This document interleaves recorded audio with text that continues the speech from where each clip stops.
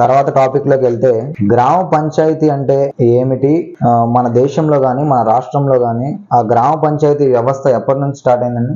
గ్రామ పంచాయతీ అనేది ఇది బ్రిటిష్ కాలంలో కూడా దాని మీద కొంత నడిచింది. ఎలా అంటే నాకున్న సమాచారం ప్రకారం బ్రిటిష్ కాలంలో కూడా 1881లో దీని మీద కొంత ఆ బ్రిటిష్ వాళ్ళ పరిపాలనలో కూడా గ్రామాల అభివృద్ధి దృష్టిలో ఎలా చేస్తే బాగుంటుందని చెప్పి కొంత వాళ్ళు నిర్ణయం తీసుకోవడం జరిగింది. దాన్ని ఏ విధంగా తీసుకున్నారంటే కులం, మెజార్టీ కులం, ఆ గ్రామంలో ఏ కులం అయితే మెజార్టీ కులం ఉంటుందో వారు గవర్నమెంట్ చెప్పినట్టు ఇది పని చేయాలనేది అప్పుడు వాళ్ళు నిర్ణయించారు. తదుపరి గవర్నర్ రిప్పన్ అనే అతను బ్రిటిష్ అతను ఏం చేశాడంటే 1915, 1935లో అలా కాకుండా ఎన్ని కులాలైతే గ్రామంలో ఉంటారో జనాభాలో ఆ గ్రామంలో ఉన్న కులానికి ఒక పెద్ద, అంటే ఇప్పుడు కూడా కొన్ని మన గ్రామాల్లో మనం చూస్తున్నాం కుల సంఘాలు ఉంటే కులానికి ఒక పెద్ద ఉంటారు. అది ఆ రోజుల్లోనే ఉంది. బ్రిటిష్ కాలంలోనే కుల సంఘాలు ఉండి 1915, 1935లో ఈ కులానికి ఒక పెద్దను తయారు చేయమని వాళ్ళు చెబితే బ్రిటిష్ వాళ్ళు మన గ్రామాల్లో ఉన్న ఈ కులంలో వాళ్ళు ఒక పెద్దను తయారు చేసుకొని అట్లా ఒక ఐదుగురు కలిపి కూర్చొని నిర్ణయించుకునే అధికారం వాళ్ళకి కట్టి పెట్టారు. దానికి బ్రిటిష్ వాళ్ళ పాలకులకు సంబంధించిన వ్యక్తి ఒక అతను ఎప్పుడు సపోర్ట్ ఉండేవాడు. ఆ విధంగా వ్యవస్థ అప్పట్లో ఉంది. తర్వాత మనకి 47లో స్వతంత్రం వచ్చిన తర్వాత 52లో మనకు రాజ్యాంగం తయారైన తర్వాత అప్పుడు ఒక మన ఏమంటామంటే గ్రామీణ ప్రాంత అభివృద్ధి కోసం, అదేవిధంగా కులాలు సంక్షేమాల కోసం, కుల సంక్షేమం కోసం అప్పట్లో కమిటీని వేశారు. 1952లో వేశారు. 52 అక్టోబర్ 2వ తారీఖు వేస్తే అది కొంత ముందు తీసుకెళ్ళడం జరిగింది. దాన్ని రూపుమార్చి మళ్ళీ 1953లో ఇంకొక నిర్ణయం తీసుకుంది గవర్నమెంట్. అప్పుడులో ఉన్న గవర్నమెంట్ అంటే అప్పుడు ఆ రోజు కూడా బ్రిటిష్ పాలకులకు మనకు సంబంధం ఉంది. ఏమని తీసుకున్నారంటే ఒక కమిటీని వేసి మహాత్మా గాంధీ గారు కలలుగన్న గ్రామ స్వరాజ్యం కావాలని అప్పట్లో వారు మాట్లాడేవారు. మహాత్మా గాంధీ గారు, ఆ గాంధీ గారు గ్రామ స్వరాజ్యం అనే దానికి ఒక అర్థం ఉండాలని చెప్పి కమిటీని వేస్తే ఫస్ట్ కమిటీ 1952లో మనకి బలవంతరాయ్ మెహతా గారిని గుజరాత్ ముఖ్యమంత్రి చేసి చనిపోయారు వారు. ఆయన ఫస్ట్ కమిటీ ఈ గ్రామీణ వ్యవస్థకి, గ్రామాల అభివృద్ధికి, అంటే ఆ వ్యవస్థను మూలం చెప్పాలంటే ఈ రోజు ఈ భారతదేశానికి బలవంతరాయ్ మెహతా గారు వారికి ఒక కమిటీ, ఫస్ట్ కమిటీ అది. ఆ కమిటీ జనవరి నెలలో ఇస్తే నవంబర్ నెలకి ఆయన ఎలా ఉండాలి గ్రామ పంచాయతీ అనే దానికి రూపురేఖలు తయారు చేసి రాష్ట్ర ప్రభుత్వం అంటే కేంద్ర ప్రభుత్వానికి ఇవ్వడం జరిగింది. దాని మీద రాష్ట్ర ప్రభుత్వానికి మన సమాచారం ఇచ్చారు ఆ రోజున్న పాలకులు.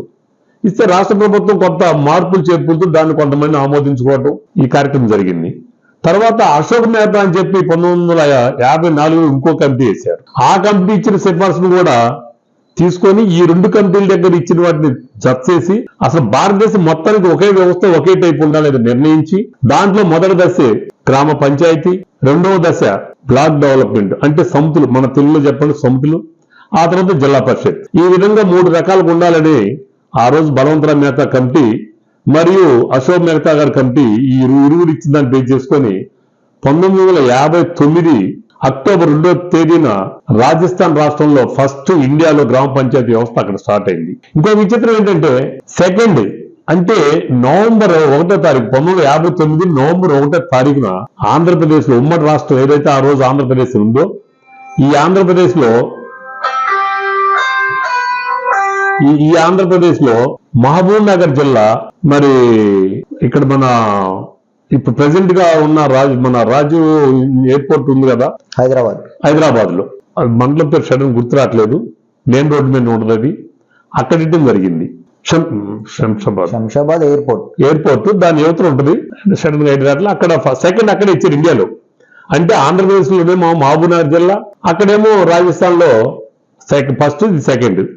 ఆ తర్వాత భారతదేశం మొత్తానికి విస్తరించింది. అయితే దాంట్లో సిఫార్సు ఉంటుంది. 20 లక్షల లోపు జనాభా ఉన్న రాష్ట్రం ఏదైతే ఉందో దాంట్లో బ్లాక్లు అనేది లేదు, అంటే సమితి అనేది ఉండదు. గ్రామ పంచాయతీ, జిల్లా పరిషత్ రెండే ఉంటాయి. 20 లక్షల లోపు జనాభా ఉంటే, 20 లక్షల పైన ఉంటే 3 రకాలు ఉంటాయి. ఆ విధంగా వ్యవస్థ స్టార్ట్ అయింది. అప్పుడేంటంటే గ్రామ పంచాయతీలకు విధులు ఉండేది కాదు, సమితులకు అన్నీ ఉంటాయి.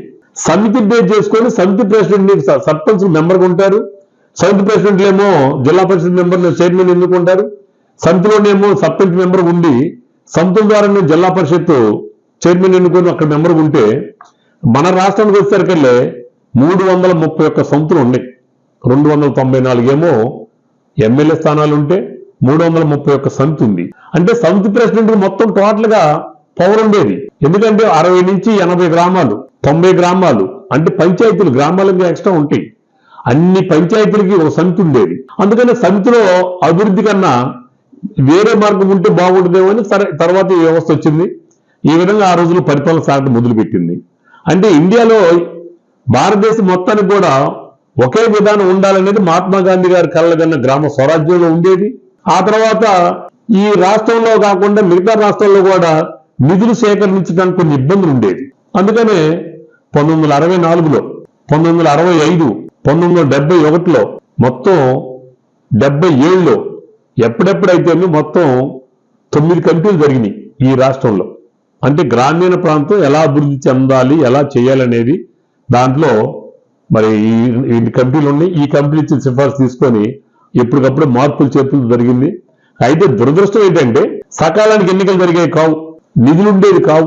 వ్యవస్థలో ఒక సర్పంచ్ అంటే ఎన్నికైతే ఎన్ని సంవత్సరాలు ఉన్నది నిర్దేశించలేదు రాష్ట్రాల ప్రభుత్వాలు. కేంద్రం నిర్దేశించినా దాన్ని రాష్ట్రం ఆమోదించాలి, కానీ కొన్ని రాష్ట్రాలు ఆమోదించాల.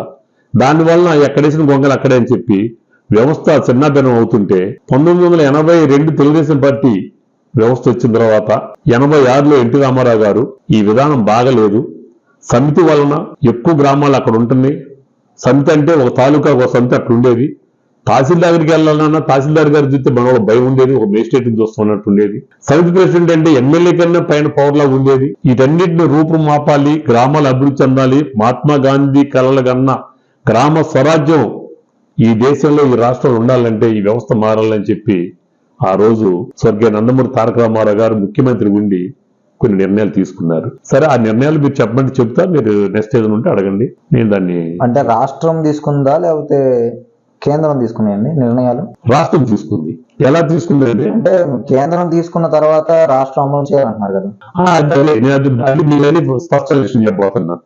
కేంద్రమేమో బలవంతరావు మెహతా, అశోక్ మెహతా గారి కమిటీ ద్వారా ఇచ్చిన 1959లో ఏదైతే ఇచ్చిందో దాని ప్రకారం రాజ్యాంగ సవరణ చేశారు. ఆ రాజ్యాంగం ప్రకారం నడుస్తుంది. కానీ ఎన్టీ రామారావు గారు ఏం ఆలోచించారంటే 80, 70, 50, 60 అన్ని గ్రామాలు కలుపుకొని ఒక గ్రామ బ్లాక్ పెడితే, సమితి పెడితే ఆ సమితికి వచ్చే నిధులు అరకొర ఉండి అభివృద్ధి నోచుకోవట్లేదు.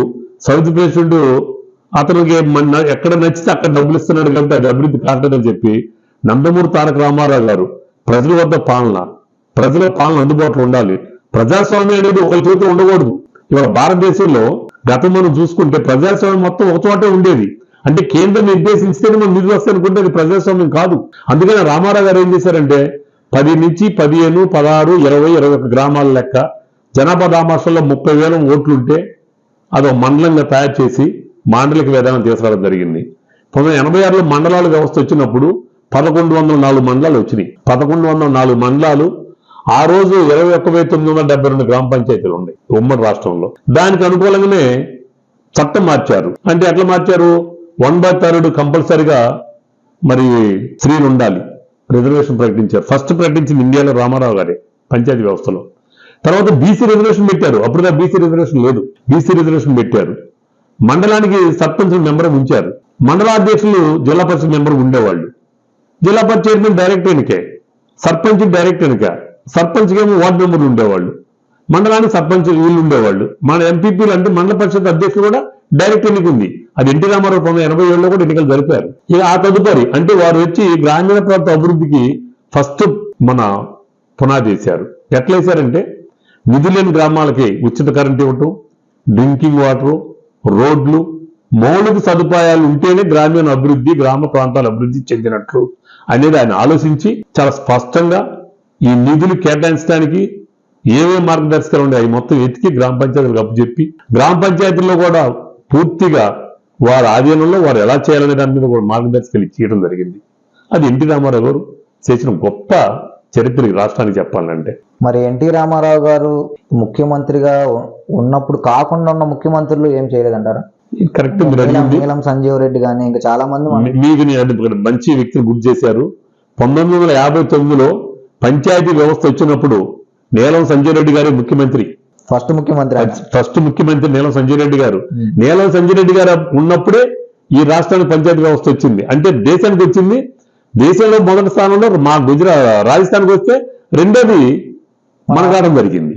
వారి చేతుల మీదనే పంచాయతీ వ్యవస్థను ఓపెన్ చేయడం జరిగింది. తదుపరి ముఖ్యమంత్రి చాలా మంది మారారు, వచ్చారు, కానీ ఎక్కడ కూడా గ్రామీణ ప్రాంతం మీద దృష్టి పెట్టల. నిధుల సమస్య కొట్టుమిట్టాడేది. ఆ రోజు రాష్ట్ర జనాభా ఎంతున్న నిధులు చాలా తక్కువ ఉండేది. అది వాళ్ళ అభివృద్ధికి ఉపయోగపడటానికి గ్రామీణ ప్రాంతం పెట్టడానికి ఇబ్బందిగా ఉండేది. సంక్షేమ పథకాలు పెట్టేవాళ్ళు కాదు, దీర్ఘకాలిక ప్రణాళిక ఖర్చు పెట్టేవాళ్ళు. మరి అదేవిధంగా ఎంప్లాయీస్ కి అంటే మరి ఇచ్చే వాళ్ళకు ఉంటాయి కదా రోజువారీ ఖర్చులు, కానీ ఉద్యోగస్తులు నెల జీతాలు ఇవ్వడానికి కానీ దాని మీద ఎక్కువ బడ్జెట్ కేటాయించుకొని దీర్ఘకాలిక ప్రణాళిక మీద మిగతా ముఖ్యమంత్రులు ఉంటే, రామారావు గారు అలా కాదని చెప్పి దగ్గరలో ఉండి పరిపాలన ప్రజలకు అందుబాటులో ఉండాలి, ప్రజలే స్వయం నిర్ణయాధికారం తీసుకునే ఉద్దేశం మీద ఆయన చేసిన పని అది.